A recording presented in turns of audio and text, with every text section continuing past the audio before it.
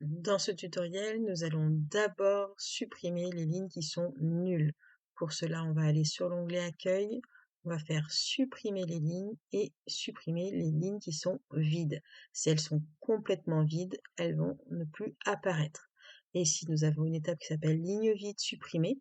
Et au niveau du code M, je vous invite déjà à regarder qu'est-ce qui a été fait. C'est marqué égal table.selectRow pour dire qu'on sélectionne des lignes. D'accord? Et après, en fait, il y a toute une liste de formules comme quoi, en fait, on supprime les lignes qui sont complètement nulles. Ensuite, on constate que nous avons client créé en 2014, client créé en 2015, etc. Mais si on observe bien, en fait, ces fameuses lignes, c'est marqué ici sur cette en-tête de colonne, à cet endroit-là, mais pas ici dans le reste de la ligne. Donc, du coup, on peut peut-être filtrer par la suite la colonne 2, où ici c'est marqué nul. On va faire la petite flèche, on va décocher nul et on clique sur OK. Une autre étape appliquée, c'est afficher, ligne filtrée. Et ici, c'est marqué table.selectRow, ligne vide supprimée. Donc en fait, il prend le nom de l'étape précédente et en fait, il nous dit que dans colonne 2, il faut prendre ce qui est différent de nul.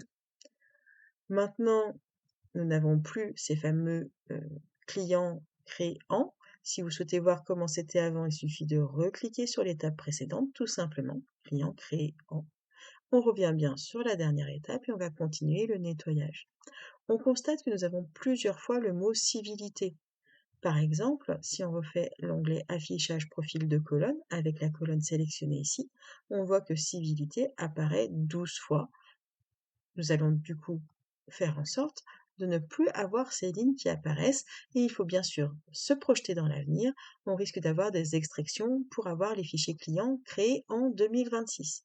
Il faut donc supprimer les doublons. On va alors sélectionner tout en faisant CTRL A, puis on va aller sur l'onglet Accueil, supprimer les lignes et ici supprimer les doublons.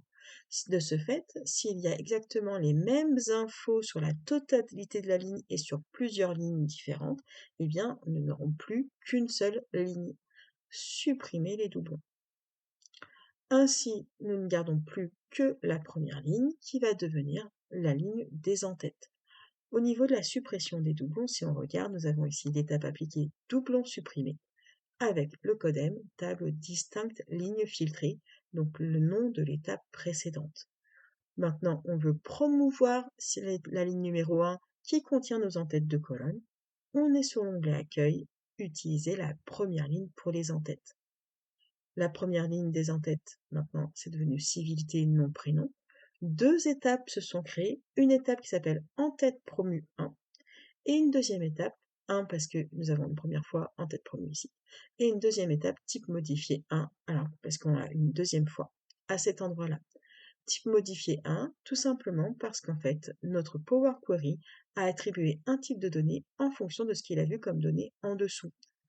En effet, ici, il a attribué le type texte, ABC pour civilité, et le type numérique pour date de naissance, car il constate qu'il y a des chiffres. Nous reviendrons dans les prochains tutoriels pour voir comment on va modifier tout ça.